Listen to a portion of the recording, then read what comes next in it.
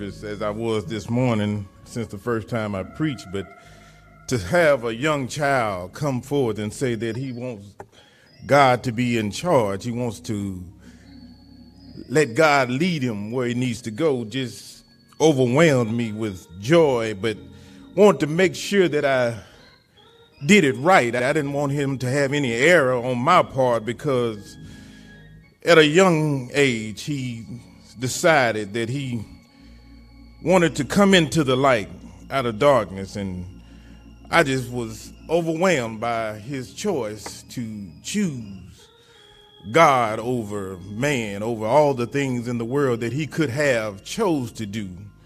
But at a young age of, I believe he's 8 years old, Cade said that I want Jesus. And as Ray Charles used to say in his Pepsi commercial, you got the right one, baby. So he chose the right one, and I'm thankful that he decided to give his life over to God, that he may now be a beacon to his friends, because he's took on a path that they have not, and he can be an example to them. I just thank God for that. Giving honor to God, to our pastor, to our visitors, friends. I'm glad to see some reoccurring faces here today. Look, she ain't say nothing, but she know who I'm talking about. But we just thank God that she decided to come back and fellowship with us again today. And if you feel the need to step on out, then by means go ahead. We just thank God for who he is and what he's doing. And since Cade has made his appearance in the sanctuary, we just want to take this time out to congratulate Cade and to give him his certificate of baptism and give him the right hand of fellowship. So Cade, if you would come forward, we would give you this certificate so that you can mount it on your wall next to some of the other plaques and achievements that you're going to receive over the time. Y'all give him a round of applause.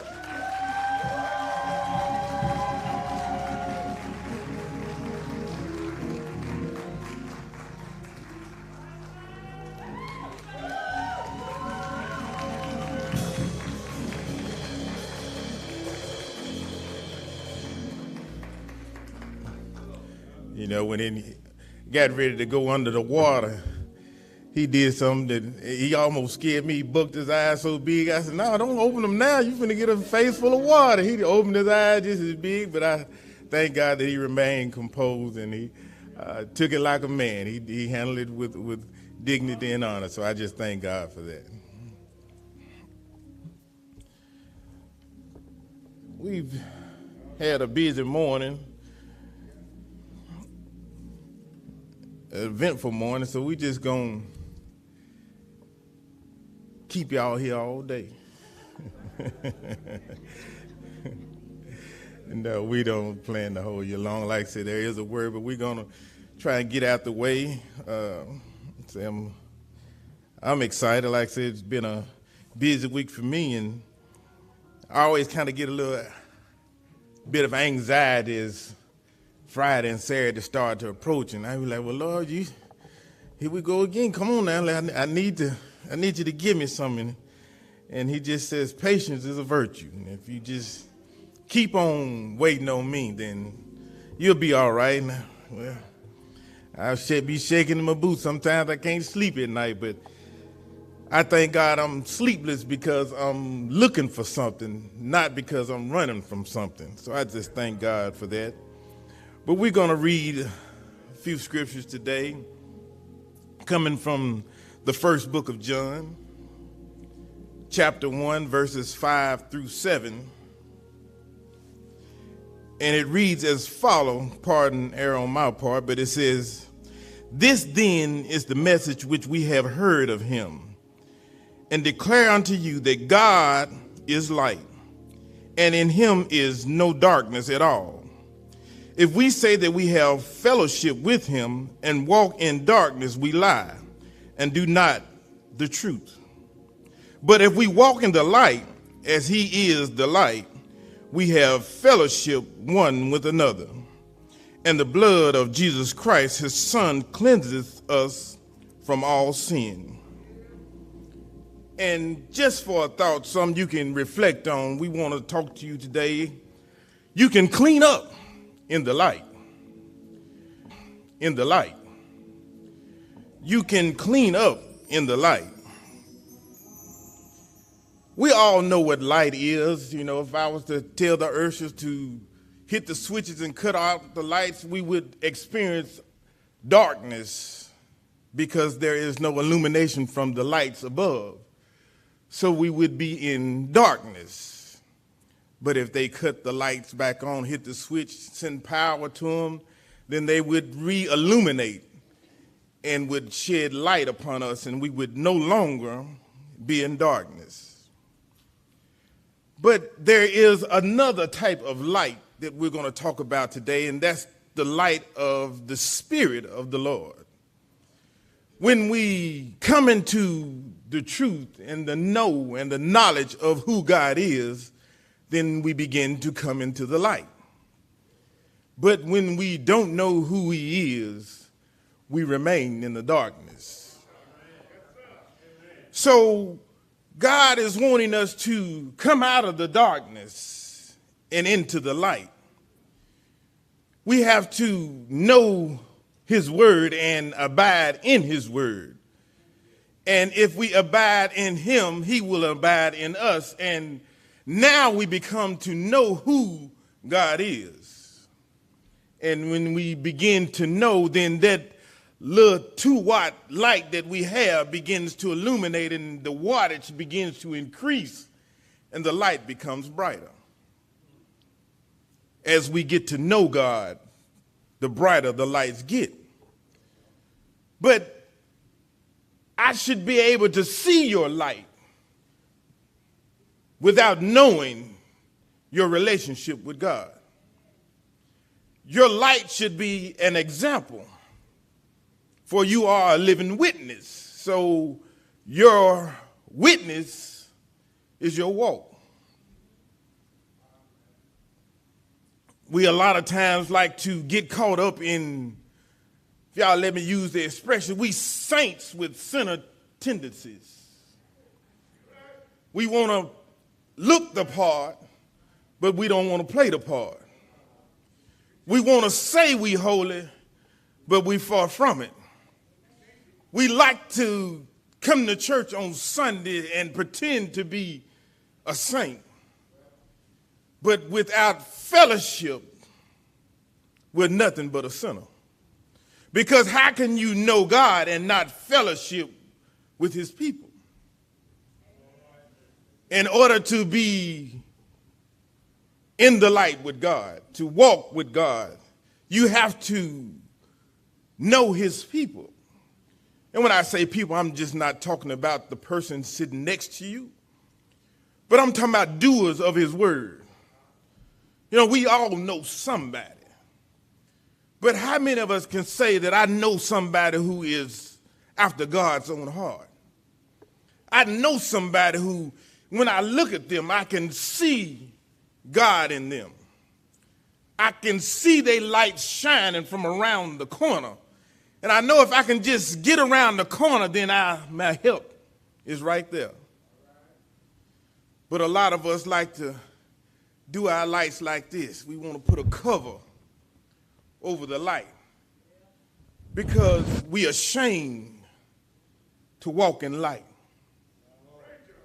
Little Cade said, I am not ashamed this morning. He said, I want the world to know that I'm a follower of Christ. He was not ashamed. He took upon a task that he did not have to, but because he wanted to be in the ark of safety. He said, Lord, I give it all to you. And he accepted the plan of salvation. But we want to stay in the darkness because how many know it's cool in the dark? But when you get out in the light, the pressure and the heat comes upon you. You have people looking and watching what you do. But how can you get clean when you're in the dark. It takes light to show your dirt. So we want to stay in the darkness because we don't want our shortcomings to be seen. But in order to get clean, you got to come into the light. And when you come into the light, now you're beginning to follow the instructions and be obedient to the word of God. So if you're being obedient, doing what God is saying to you, then you're walking in his light. A lot of times we look at sin, and if you reflect on the 23rd Psalms, the Our Father's Prayer, it says that debt, it refers to it as a financial term to me, but it talks about forgive us of our debts. How many in here have ever been cleared of their financial debt? Now, what a relief it is to be cleared or free of owing somebody. God sent Jesus to pay a debt that none of us could pay. Jesus accepted the challenge. He accepted the task to pay for it all. But we still don't appreciate because we don't understand what it means to be debt-free. Debt-free means I owe no one. No one has stake or claim over me because of obligation that I went into a contract with and something changed or happened in my life and I was not able to honor that contract anymore. So I became indebted to them. But Jesus came and he paid it all. So when Jesus paid it all, that means the debt was wiped free. But we humans, we're natural. We're hard-headed. We're selfish. What we like to do, we go create more debt. But God, being all loving and forgiving God, will wipe that away as well. All we got to do is ask and confess our shortcomings, and he's faithful to cleanse us of our debts. Trying to make this parable, but when you come in from outside and you've been working and you come in ready to rest, so you come in and you take a shower and you get ready to relax. But then the spouse or the wife, they say it's time to eat. And on your way to the kitchen table, you see a bug and you kill it with your hand. You don't have to go take a whole nother shower. All you got to do is go wash your hands. That's the way Jesus is. You don't have to go and get baptized all over again every time you sin. All you got to do is confess it and ask God to cleanse you. And he'll make you cleanse again. But we done got so sanctified and so religious that we feel like, well, I've been away from the church for a few days, so I got to get baptized all over again. But that's not so. All you got to do is open up your mouth and confess what you've done and ask God to forgive me. And ask God to increase your strength so that you don't have that issue anymore. We didn't got to the point that when we think of sin, I don't do no sin. I ain't killed nobody. But you're thinking something negative right now. Be glad when he sit himself down, I'm ready to go. Got his big head self up there talking. He don't know what he's talking about. We continue to sin, but we forget to ask for cleansing. We ain't going to ask for cleansing until something big comes.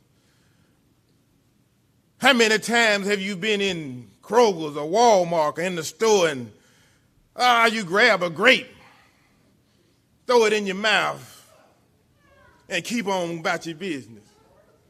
That's sin, that's stealing. You didn't have permission to get it. But we look at that's just a little, that ain't nothing. It's just a grape, but it wasn't your grape. But since we don't want to acknowledge what we've done, we remain in darkness. But if we want to be in the light, we have to walk in truth and admit, I did steal it. I took it without permission. Didn't do no harm to nobody. Yes, you did, because whoever come by that bundle of grapes going to be one short because you wanted to test it out.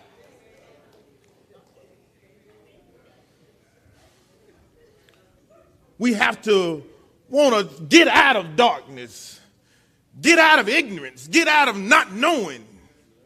Stop looking for an excuse why we shouldn't serve the Lord. He woke us up. He got to do that. He ain't got to do that. But we take it for granted. I done learned to be more thankful than I ever been. My Adam went out in my truck, and I still got places to go. I got things I got to do. I got some blessed parents. They done made their vehicles available, but because I'm prideful, because want to be independent, I ride down the freeway in heat. And the Lord came to me, he said, you won't have to be that proud when there's help for you. He said, but that's the way the saints do me. I got help for them, but they just too proud to ask for it. They want to feel like they short if they ask for help. Well, I'm here to let y'all know y'all done extended the invitation and I'm through burning up. But this is the thing that I done learned to use everything that God gives me. In my riding down the road with one window up because I don't like the wind blowing in my face, I got my passenger windows down. And I'm riding because I still want to be able to hear my radio. So if you call me while I'm driving, I'm going to tell you now I ain't going to answer. Because I don't want you to be hollering, let your window up, I can't hear you. So I'm just not letting you know my window down. So I ain't going to answer. But as I'm riding, it's amazing how God will show you how people get in situations. I came to a stop sign and the person in front of me just wasn't adhering to traffic. And I didn't want to be no bugaboo. I didn't want to start blowing, but when that truck ain't moving, it's hot. And I'd sit there and I couldn't stand it no more. And I just, bah, bah, bah, bah. And them being, they realized that they could have went, but they gave me a message on their way pulling off. And he said, now some people would chase them down. But if you would just extended a little more love, a little more courtesy, then you wouldn't have had to blow your horn. But again, if you had took advantage of the opportunity that I have made available to you, then sitting at that stop sign wouldn't have bothered you. God has made us, given us opportunities that are available to us. But because we are self-righteous, we know it all, that we won't seek out those opportunities. And then we bring trouble amongst ourselves. And then there we go praying to the Lord. Lord, I need you to help me. I need you to do this for me. I didn't pray and ask God for air because he's gave me an option to get air. We want God to gift wrap everything for us. God said, if you want to stay in the darkness, stay in the darkness. But you got possible, available options to come out of the darkness into the light. But because you sitting there hollering about you independent and proud, you riding down the freeway in darkness. And I'm here to tell you, ain't no fun in the dark. But God is wanting us to use what he's made available to us. I said it this morning, I've heard it said before, but when we accept Christ, then now we have access to God. Now that we have access, we don't want to use it. What good is it to have a debit card to an unlimited bank account, but you won't put the card in the machine to withdraw the money. It's there for you, but you just got to go get it. Ernest is here today. He used to sing a song, "Go Get Your Blessing." You got to go get it. But we done got so comfortable, so holy. We so perfect. Well, the Lord want me to have it. He'll bring it to me. And we suffer for lack of participation. You got to be willing to participate in your own blessing. But we sitting around here going without because we self-righteous and proud and know it all. Well, keep on walking in darkness. You keep running into stuff, you're going to look for some light. But God is wanting us to walk in the light. Walk in his light. And his light is righteousness. But we just want to walk in what's good, what's comfortable.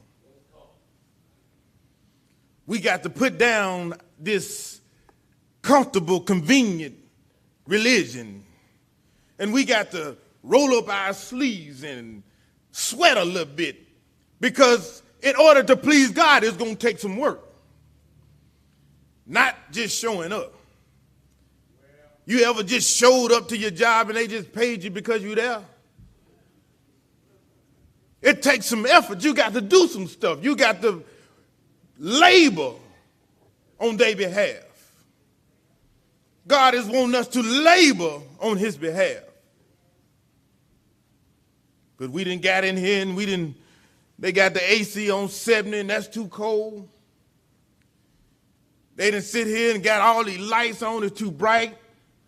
I'm sleepy. I want to take a nap, so can they dim the lights a little bit? But we done been to sleep on the Lord too long. It's time to, as the preacher said here last week, I saw a bunch of y'all doing it. It's time to shake them and rock them and rock them and shake them. It's time to get moving. It was said this morning, you got to get some motion about yourself. Sitting here holding yourself, I'm just so cold, woe is me. But you're going to stay, woe is me, because God did not say he was going to chase after you. He said, I'll stand at the door and knock. I'll make myself available, but you got to come seek and you shall find. But we don't want to look for nothing. I remember when I was a little boy, they go find my keys. Your keys, you found them. I don't know where your keys is. Go look for the keys. There you go looking. Don't know where you're going, just looking. You find them? Where you have them? Like, I don't remember. Now I'm just as lost as they is. But God has said, if you ask me, I'll tell you where to go look. I got scriptures that'll tell you where to go look, to where you should go and seek out my information. But until you make up your mind that I'm going to go look for God, you just walking in the darkness. But as soon as you say, I'm going looking for the light, because I'm tired of bumping my head, I'm tired of stumping my toe in the darkness.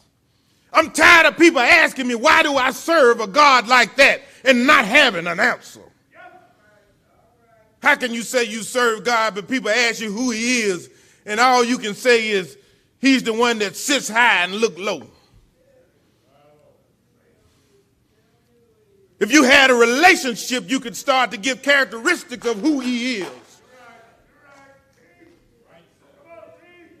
You could tell of God's goodness.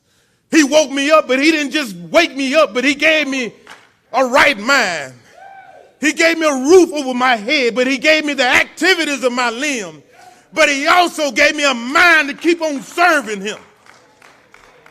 He gave me information that I know who Jesus is. We sing the song, Who Jesus Is, but half of us just don't know.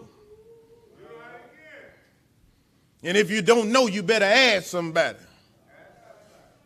And who should you ask other than the person you want to know about? If you want to know about Jesus, ask Jesus who he is, and he'll tell you. I shouldn't have to go ask the pastor, who is Jesus? I should know him for myself. He should be able to give me information that would draw me closer to who he is. But when I start asking Jesus who he is and he starts to tell me who he is and I start to commune and have fellowship with him, now my relationship with the Lord and Savior Jesus Christ begins to grow. It gets stronger with each communication. And now when I need a little help, oh, it ain't no problem for me to go down on my knees and say, well, Father God, I come to you right now with my head bent and body bent. I'm asking you right now, Lord, to work in my favor. I'm asking you to step into my situation and give me the help that I can't give myself. And then when he begins to speak to you, your ears will be open. Your heart will be in the receiving mode, and your mind will be able to stay on Jesus. And when he speaks, you'll be able to hear what he has to say. And now that dark cloud that was hanging over you starts to turn white. The light starts to shine through and your life becomes illuminated. Because now you have something that you can seek out. You can't seek out nothing in the darkness because your eyes can't focus on anything. But let a light or a ray of sunshine or light shine through. Now you can focus and you start to walk in that direction. Let me put you in a dark cave. But at the end of the tunnel down there, you see some light. And I tell you, the only way you can get out is to get to the light. You start walking towards the light. The only way that you're going to see Jesus and get to God in the end of your days is to stay in the light. You got to start walking towards the light. As you walk towards the light, it'll start to illuminate, becomes brighter. Because you now have an understanding of where you're going and what you're trying to do. You walking. And I know it would for me. It will for me if I'm walking in a dark place. And with every step I take, that light gets brighter and brighter. I'm going to have to contain myself not to get in a hurry to get to the end. But if we just be patient and let the Lord order our steps, he'll tell you when to speed up, when to slow down. Because sometimes God gives you an instruction and you need to get in a hurry. But then sometimes he will give you an instruction you need to get a better understanding. And it says, those who wait upon the Lord shall renew their strength. So if you waiting on God, while I'm waiting, you holler, well, I ain't doing nothing, but you're increasing your patience. And you're waiting on the understanding. So you're getting stronger. Well, I'm just going to take out. Well, when you take out, you're going to miss something. Because if you take off and what he had for you back here, you miss. Now God got to put you in a whole nother direction. As they say, now I'm turning around. But if you would have just waited on God, then you wouldn't have to turn around and go back. But going back ain't no good if you don't confess it that I missed it. Lord, I did what I wanted to do. I got in a hurry. So forgive me for my anxiousness, but I was just trying to do your will. But when we were trying to do God's will, we have to wait upon God. Let's govern ourselves. Let's position ourselves that we can start walking in the light. When we walk in the light, we love our brothers and sisters. Because if God is light and we want the light to abide in us, then if God is love, then we must be loved too. But how can you say that you don't like the one next to you, but you claim to be walking in God's light? It's not possible. That's a contradictory. You're contradicting. I love God, but Sharon, don't look at me no more. That's not God. That's not love. But I'm here to tell you that we've all been washed with something that helps make us whole. We all been washed with something that paid a price that we couldn't pay. We all been washed with the blood. And as long as we've been washed with the blood, we can keep on getting washed. See, because once you get saved, don't mean you can't be washed no more. But once you become saved, the blood still works. All you got to do is confess it. Let the Lord know I've erred in my ways, and I want you to wash me over and make me whole again. But he ain't gonna do it until you ask. You got to speak it. You got to confess it. And when you confess it, he's not a man, so he shall not lie. So when you ask, it shall be given unto you. So when you say, Lord, I've erred. Lord, I'm still striving for perfection, but sometimes I let the devil get too busy in my life and I fall short of what I should be doing, and I lose focus of where I'm trying to go, and I let Satan win around or get a punch in on me. But Lord, I want you to forgive me for dropping my guard. Lord, forgive me for not ducking when you told me to. Forgive me for not bobbing when you told me to bob and not jabbing when you told me to jab. That was my fault. You gave me the instruction to do, but yet and still I did not do it. But our biggest sin that we all got to ask for forgiveness for. And y'all forgive me, but I fall victim of it too, but we have to ask the Lord to forgive us for being lazy. But sometimes it ain't that we don't know how to do it, ain't that we don't want to know what to do, we just don't move. We just don't want to do it. I get it tomorrow, I get it the next time. Lord, you give me an option to pray for somebody, I'll pray then, but this time I'm going to let it slide. I heard it, Pastor Brian, I believe, said, we don't know what the next moment going to hold. So while the blood is still running warm in your vein and you still got breath in your body and you still have a desire to do God's will, when the unction comes, you need to acknowledge it. You can't clean up without light. Oh, you make it flop your jacket and get a little dust off of you. But when you walk into the light's going to show where you're not pure. It's going to show you where you're unclean. It's going to show you your blemishes. But that's where you have to be willing to do a self-examination and say, I'm in the light, and Lord, I'm looking at me, and I see something that's out of order. Lord, with your strength and with your help, can you help me correct this so that I can walk in cleanliness? But I'm going to stay in the dark because I can't see how dirty you are in the dark. In the dark, you can tell me that you're clean, and I can only take your word for it because I can't see. But when you step into the light, oh, you lied to me. You said you were clean, and I see all this upon you. You just as dirty as a filthy rag, but you're claiming to be clean because you're walking in self-righteousness. But if you're going to walk in God's righteousness, then when you come into the light, you'll see where I fall short.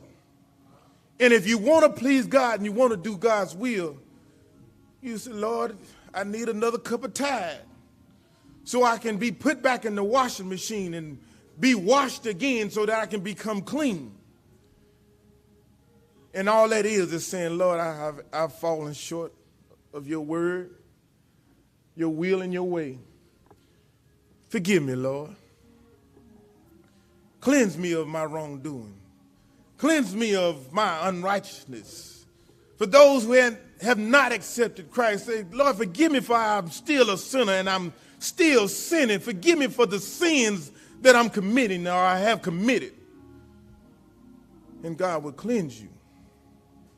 But you have to confess it. You have to say it. Don't be saying, God know my heart. He know I want to be right. But when you say it, now you've put it into the atmosphere. You've acknowledged it publicly that you've fallen short. You know, we done got to the point, what's the song, Come On in the Room? She said she had a secret closet. She wanted to go to the ladies' closet where she could have some privacy and some seclusion. But when you trying to get some help, when you need Jesus, you ain't got time to worry about who's looking, who hears you. Matter of fact, the power is going to come when you say it out loud, and people that are able to witness to what you said, see the manifestation of God come forth. They don't know what you prayed in private, but when you speak your prayer out loud and they sit there and see God move, then now they're a witness and they can attest to what the Lord has done in your life. Let's come out of the darkness and clean up in the light. Let's stop trying to find excuses. Oh, this just a little old stain. I get it off later. Well, there's some folks that ain't here that tell you you ain't always promised later. So while you get the opportunity, let's clean up. As the song says, I want to clean up what I messed up. But before I help you clean up, I got to sweep around my own front door. I got to get my house in order. For time is winding up, and I don't know what tomorrow might bring. So while I have the opportunity and I'm standing in the presence of the Lord, I need to do what I can to make sure that me and the Lord is on one accord. So if it takes me confessing today for something I did yesterday, for something I did 10 years ago that I still haven't gotten right, now is the opportunity for me to come back and correct my wrong, that I may line up and be back in God's good graces. Oh, God gives us grace and mercy, but as Pastor Hawkins told us, when we want favor, that means we got to do something extra. We got to do some things that God has smiled upon. You know, when you was in school, you was trying to stay after school, or you was asking the teacher, is there anything I can do for extra credit? Because I'm trying to get my score up. I'm trying to get somewhere that I ain't getting with just regular work. So if you could just give me a little favor, just extend the olive branch to me, I'd be appreciative and thankful for what you're doing. But I'm here to tell you, you're not going to get into heaven on a curve. Your acts, your deeds are yours. You're going to have to give an account for them. You can't sit there and say, but my situation was, or I did it because. There's one question. Who hindered you? The doors of the church are open. There may be somebody here today that is tired of walking in darkness and ready to come into his marvelous light. Don't put off for what you can do today for tomorrow, because tomorrow is not promised. Leaving this church is not promised. So while you still have breath in your body and activity of your limbs, and you can come on your own free will, come. Walk in the light, beautiful light. Come where the dewdrop of mercy shine bright. Shine all around by day and by night. Jesus, the light of the world. Oh, walk in the light, beautiful light. Come where the dewdrops of mercy shine bright. Shine all around us by day and by night. Jesus, the light of the world. Oh, Jesus, the light of the world.